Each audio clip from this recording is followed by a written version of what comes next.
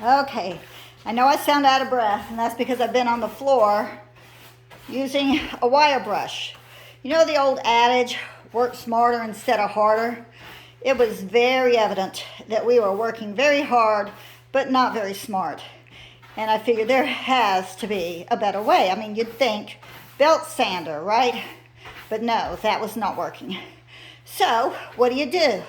You Google it, of course. Wish I'd done that to start with, because Google said that acetone removes tar on a wood floor. Tar. There's my handy assistant, the cleanup man. Anyway, so we contacted our local hardware store, Higginbotham Hardware, and they're so wonderful there. Hometown hardware store in Middle Texas. We moved from Georgia. I don't know where I am. Anyway, so called him on the phone and said, "Do y'all have acetone?" And he said, "Yes." And I said, "Well, is it dangerous to use? Is it caustic? Is it bad to breathe? Is it flammable?" And they said, "Well, all of those." So we're like, "Oh, goody.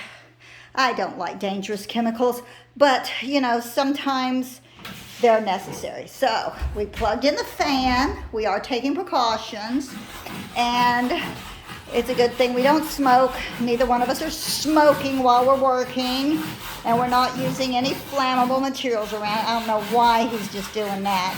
Anyway, so they sold us this acetone at the hardware store and said, "What should we take it off with?"